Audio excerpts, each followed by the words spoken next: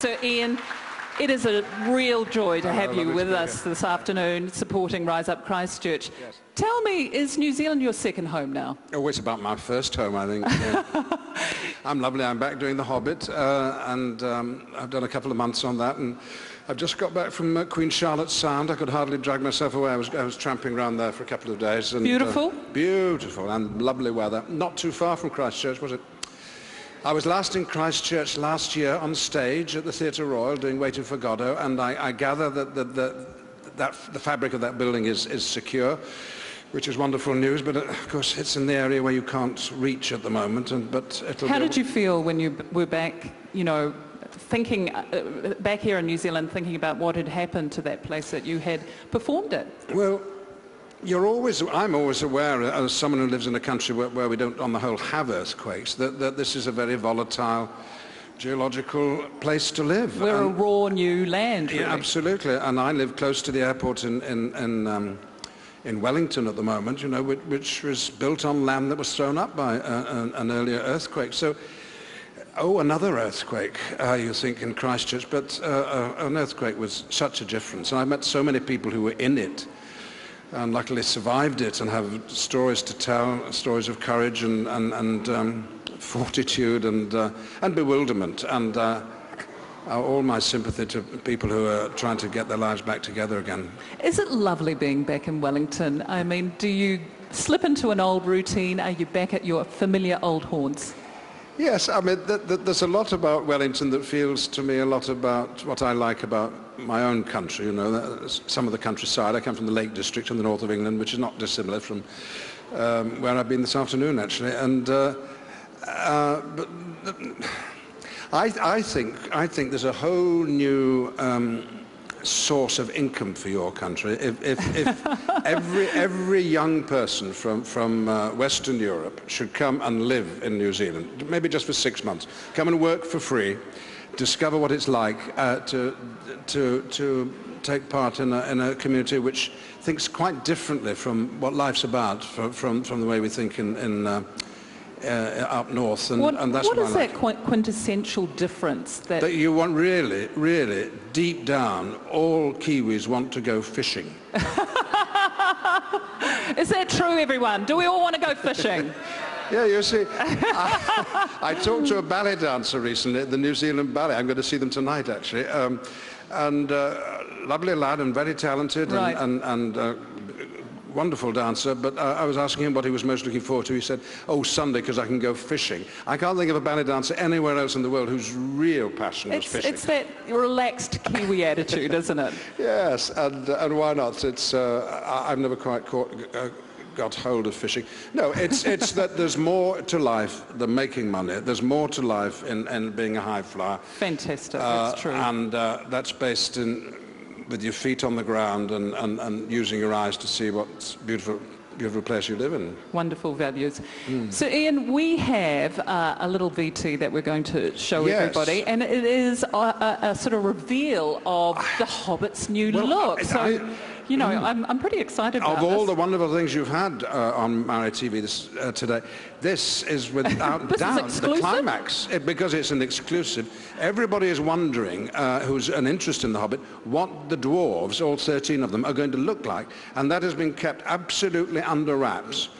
But I can't believe it. Peter Jackson has allowed the people watching today, for the sake of Christchurch, to see the future and see what the Hobbits are really going to look like. They present it in a very casual way, but it's a rather heart-stopping moment for me. And it begins with a knock on the door of Adam Brown's dressing room in Miramar, where the film is being made. Let's take a look.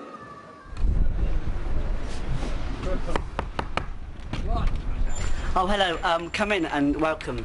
This is the first experience that you will have of seeing us Dwarves. So I'm just finishing off Aidan's makeup at the moment, and obviously we need the sex appeal with Aidan, so I'm going to be quite liberal with Are we cool at revealing these secrets?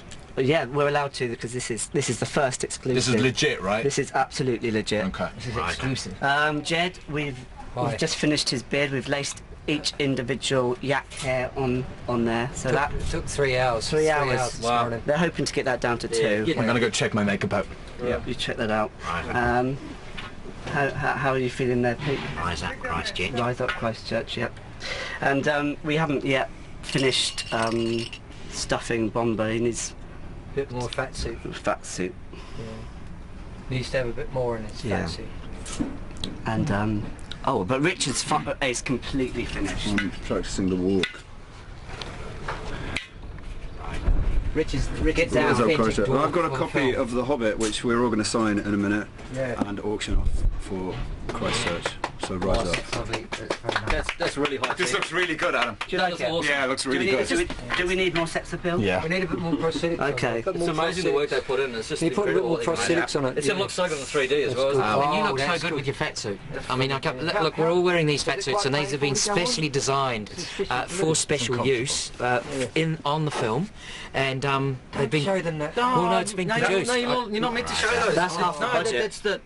Is it copyright? It's going to look really good in 3D as well, and especially that's going to look amazing in 3D. Yeah, it's really amazing what they can do these days. This is Yeki. I guess last but by no means least, the most important thing is there's a number that's going to be appearing on the screen. That's the number to dial to give some money. It's the worthwhile cause. Christchurch needs your money, and of course, riseup.org.nz. Right. Thank you and good luck.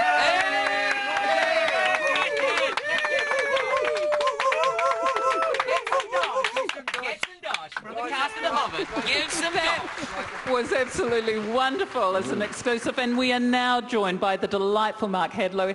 Thank you very much for coming in, Mark, and I believe you have one of those precious Hobbit books. We've just been getting the last signature of the last dwarf, and we got it, and I've just rushed it here hotfoot to give it to Sir Ian. I earlier did sign it. I just want to prove that I did. But look, here are the signatures. Very special. Of everybody playing a dwarf. And there's a picture of someone who's playing a wizard. Now, and this is going up for auction on seller.co.nz. So fantastic. Thank you so much. Tell me, Mark, what is the experience been like on The Hobbit? The experience is out of this world. I mean, there you are, you're working with Ian McKellen, you're working with Richard Armitage, you're working with Ken Stott, you're working with Graham McTavish, you're working with Aidan Turner, and then you're working with these fabulous Kiwi actors as well, like Jed Brophy and William Kircher, Peter Hambleton, John Callan. I mean, how could you not enjoy it? And then, of course, this week watching Sir Ian working with Hugo Weaving and Kate Blanchett. Oh my God! I had my first day working with Kate. This is going to be a stunning... I may turn. Really? That's a first. That's an exclusive on Rise Up Christchurch. Sir Ian McKellen on the turn. This is going to be a tremendous movie, isn't it? It's going to be tremendous. 2 movies. Yeah. Yes. I had my doubts that you could get 2 movies out of The Hobbit because it's a small book, you know, but it's been brilliantly expanded, and from my point of view, it's wonderful because you get to find out what Gandalf is doing when he's not with the dwarves, and he does keep leaving them on their own. And so there's a whole world that Tolkien knew about and wrote about, but didn't actually put into The Hobbit, that has expanded them, and they're extremely exciting and extremely funny. So, Ian, you know that New Zealanders absolutely love you. Do you feel the aroha? Do you feel the love from us? We hope that you do. Well, you've gone all shy. I have, yeah, but ever since I saw Peter and Fran, his wife, sitting on my sofa in London, I don't think Peter was wearing any shoes, you know. And I thought, there they were, talking so modestly and enthusiastically about the films that we're going to make. This is Lord of the Rings over 10 years ago. And so unlike any other film producers I'd ever met, so determined but modest, and that appealed to me immediately, and that's what got me here, and it's what's kept me coming back. Yes, it's lovely to be here, yeah. It is that relaxed Kiwi can-do attitude. Thank you so much for coming in, Sir Ian. Lovely. And Mark Hadlow, delight to have you here. So it's good been to see wonderful. you. We have that Hobbit book. It is going to be available on seller telethon.co.nz. And we also have another number of items that are going to be available. We have our paintings. They are now finished from our art challenge, and they are 3 fantastic interpretations of the Christchurch Cathedral, and we are going to enjoy auctioning them off to the highest bidder. Everything is off to Christchurch, and we just want to thank all of New Zealand for all of the effort they have put into this fantastic telethon. But it's still going on. We're going to go to a break right now, and we'll be back with you shortly.